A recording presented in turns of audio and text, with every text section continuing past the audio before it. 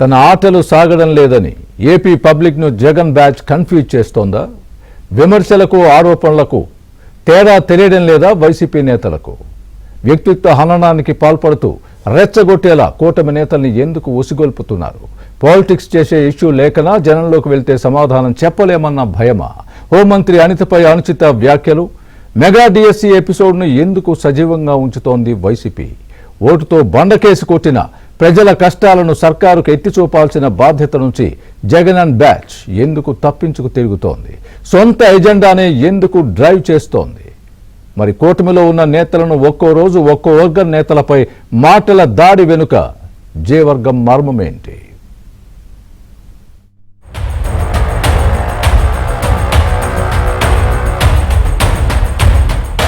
ఏపీలోకి నైరుతి రుతుపవనాలు ఎంట్రీ ఇచ్చినా రాజకీయాలు మాత్రం కుతకుత ఉడుకుతున్నాయి.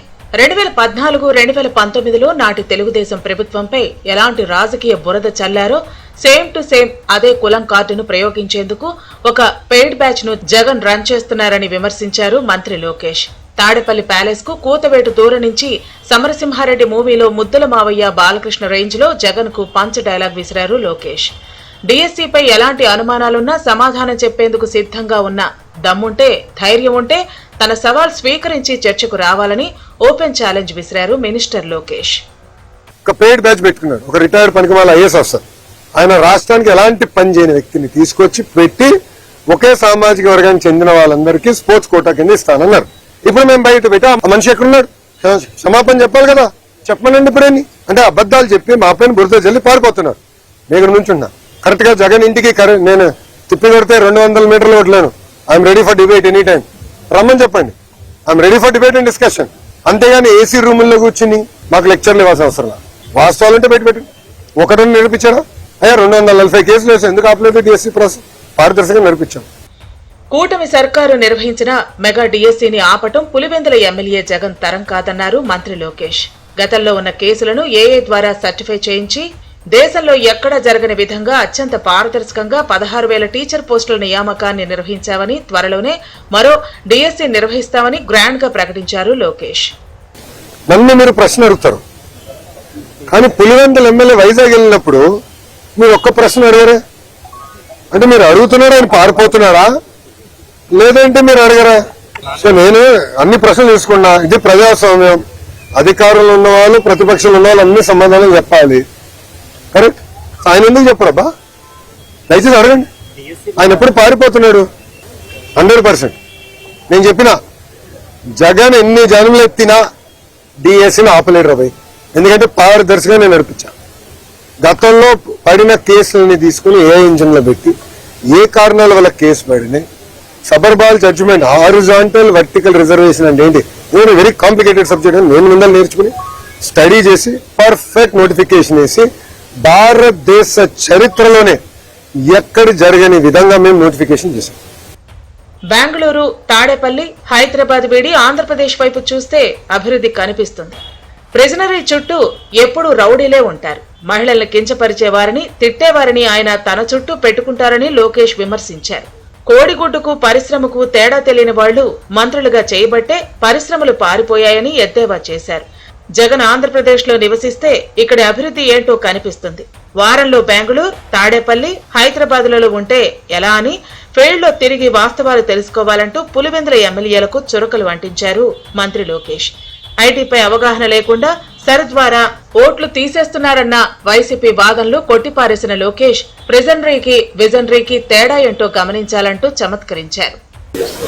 ఎవరు ఓట్లు తీయాల్సిన అవసరం మాకు లేదు. మేమే ఇన్వాల్వ్ అయ్యి అందరిలో ఓటు నమోదు పకడ్బందీగా జరగాలనేది మా పార్టీ కూటమి లక్ష్యం. కలిసికట్టుగా మేము పనిచేస్తున్నాం.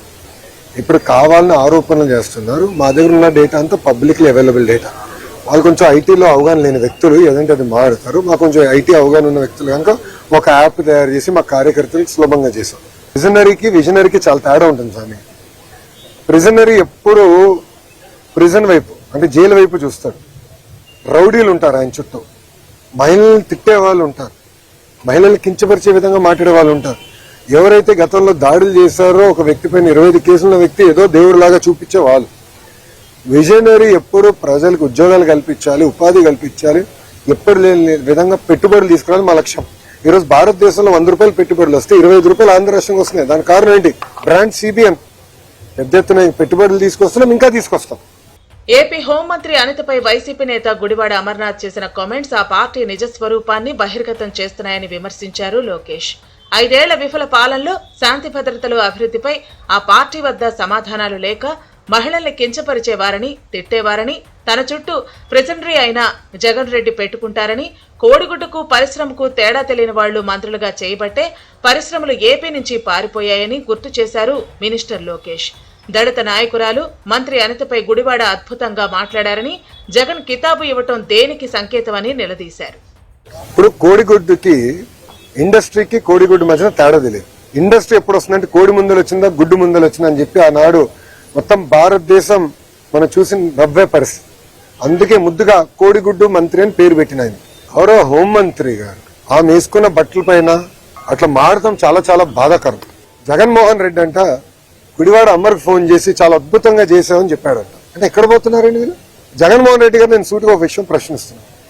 ఇదే విధంగా మేము భారతిరెడ్డి గారి గురించి మాట్లాడినా, మీకున్న 2 కూతుర్ల గురించి మేము ఇదే విధంగా మాట్లాడితే మీరు ఇట్లనే మాకు ఫోన్ చేసి సభాష్ బాగా మాట్లాడని చెప్తారా? మా కార్యకర్త పొరపాటున భారతిరెడ్డి గారి గురించి ఒక మాట అంటే సోషల్ మీడియాలో పోస్ట్ చేస్తే అతను క్షమాపణ చెప్తామే కాదు, అతన్ని జ్యుడిషియల్ రిమాండ్ పంపించిన ఘనత కూటమి ప్రభుత్వం. అది మాకు మహిళల పట్ల ఉన్న గౌరవం. ఇప్పుడు ఒక రౌడీ షీటర్ కి, ఒక ఫ్యాక్షన్ కి, ఒక గొడ్డలి పార్టీలో ఉన్న గొడ్డలి బ్యాచ్ కి మహిళల్ని గౌరవిస్తానే తెలీదు. అటు హోంమంత్రి అనితపై వైసీపీ నాయకుడు గుడివాడ అమర్నాథ్ చేసిన అనుచిత వ్యాఖ్యలపై విచారణ జరిపి తగిన చర్యలు తీసుకోవాలని ఏపీ మహిళా కమిషన్ చైర్పర్సన్ రాయపాటి శైలజకు ఫిర్యాదు చేశారు ఎన్టీఆర్, పల్నాడు జిల్లాలకు చెందిన మహిళా నాయకులు.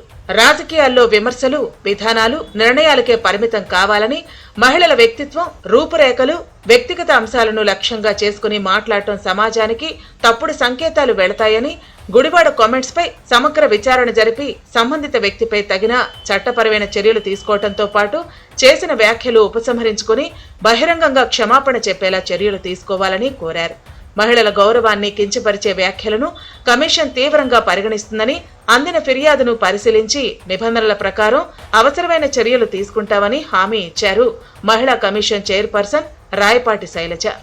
ఇంత జరిగినా తన వ్యాఖ్యలపై కించిత్తు పశ్చాత్తాపం వ్యక్తం చేయలేదు వైసీపీ లీడర్ గుడివాడ అమర్నాథ్. పైగా తాను మాట్లాడిన మాటల్లో ఎలాంటి తప్పు లేదని, వాటికి ఇప్పటికీ కట్టుబడి ఉన్నానని, తమ ఫ్యామిలీ 3 తరాల నుంచి రాజకీయాల్లో ఉందని డాంబికాలకు పోయారు గుడివాడ. ఇప్పటికీ నేను మాట్లాడినటువంటి మాటలకు కట్టుబడి ఉన్నా, రేపు పొద్దున్న మళ్ళీ మాట్లాడినా తిరిగి ఈ రకంగానే సమాధానం ఇస్తా అనేటువంటి విషయాన్ని ఈ సందర్భంగా తెలియజేస్తా ఉన్నా.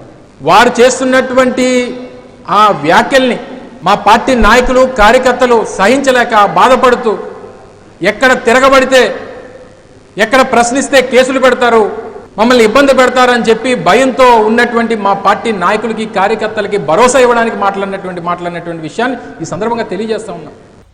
గత 2 ఏళ్ల నుంచి ఏపీలో బూతుల గోల లేదని, ప్రజలు ప్రశాంతంగా ఉంటే ఉనికి చాటుకునేందుకు గొడ్డలి పార్టీ నేతలు ప్రయత్నిస్తున్నారని, మహిళల్ని కించపరిచేలా ఎవరు మాట్లాడినా ఉపేక్షించేది లేదన్నారు మంత్రి గొట్టిపాటి. దళిత నేతలను ఎవరూ కించపరిచినా సహించేది లేదని, గుడివాడ అమర్నాథ్పై వెంటనే కేసు నమోదు చేయాలని విశాఖ పోలీస్ కమిషనర్ను ఆదేశించారు రాష్ట్ర SC commission chairman KS Jawahar. వ్యక్తుల ఆహార్యాన్ని కించపరిచేలా మాట్లాడటం కూడా వివక్ష కిందకే వస్తుందని, ఇది అలవాటు కాకూడదనే కమిషన్ జోక్యం చేసుకుందన్నారు జవహర్.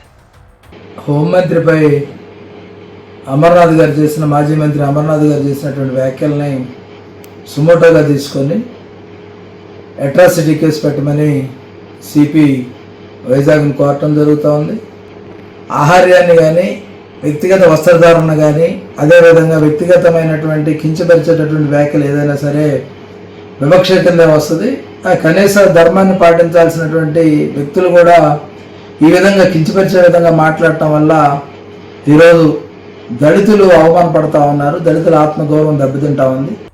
హోంమంత్రి అనితపై గుడివాడ అమర్నాథ్ చేసిన అనుచిత వ్యాఖ్యలపై ఏపీ వ్యాప్తంగా బుధవారం కూడా ఆందోళనలు జరిగాయి. గుడివాడ ఫోటోకు గుడ్లు కొట్టి నిరసన వ్యక్తం చేశారు.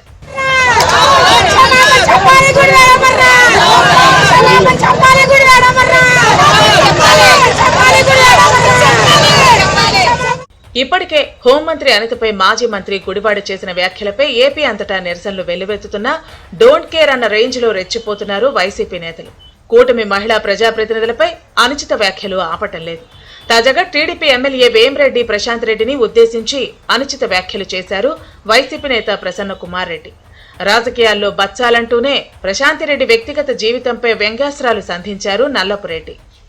ప్రభాకర్ రెడ్డి గారికి చెప్తున్నా, మీకు అంతో ఇంతో కొంత మంచి పేరు ఉంది. మీరు మీ ప్రశాంతమ్మను మందలించి ఇటువంటి వాళ్ళని దగ్గరకు రానియొద్దు. సస్పెండ్ చేసేయండి పార్టీ నుంచి. వాళ్ళు పోతే ఇంకొకరు వస్తారు మీకు. అంత తప్పించి ఇటువంటి వాళ్ళని కానీ ప్రోత్సహించి మీరు దగ్గర పెట్టుకుంటే మేమేందో కూడా చూపిస్తాం. మాకు కూడా వచ్చు, ఇంతకన్నా వచ్చు. 1961 నుంచి ఉంది మా కుటుంబం రాజకీయాల్లో. మీలాంటి వాళ్ళని చాలా మందిని చూసాం. వచ్చారు మీరు ఒక్క దెబ్బకి వెళ్ళిపోతారు మేము కానీ అనుకుంటే. ఒక పిచ్చాళ్ళు మాట్లాడినట్టు ఒక మెంటల్ భాష తీసుకొని సోమిరెడ్డి ప్రశాంతమ్మ మీ ఆయన వేమిరెడ్డి ప్రభాకర్ రెడ్డి గారి అభివృద్ధి చేశారు చూడమ్మా అని చెప్పాడు. వాళ్ళకి పిచ్చి అనుకోవాలా చాదస్తం అనుకోవాలా నాకు అర్థం కావట్లేదు.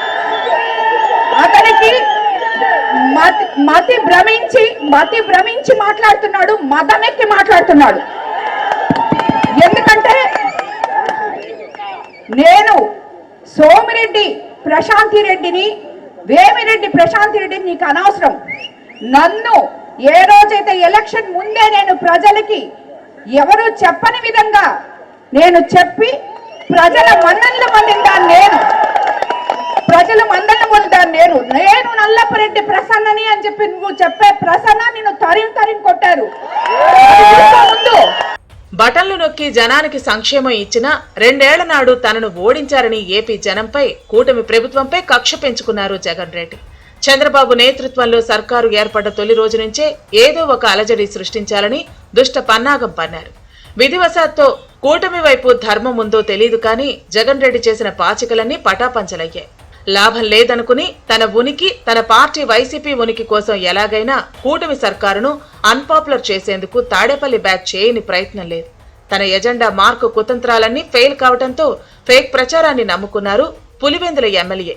అందుకే ఎప్పుడో 10 నెలల క్రితం పూర్తయిన డిఎస్సీపై కొత్తగా రోజు సరికొత్తగా ఉన్నవి లేనివి తన సొంత పేపర్ సాక్షిలో అచ్చేసి సొంత టీవీలో అచ్చోసిన ఆంబోతుల్లా తన 100 మాగాదులతో అరిపిస్తూ నిరుద్యోగులను రెచ్చగొట్టి పైశాచికానందం పొందాలనుకున్న ప్లాను బెడిసి కొట్టింది.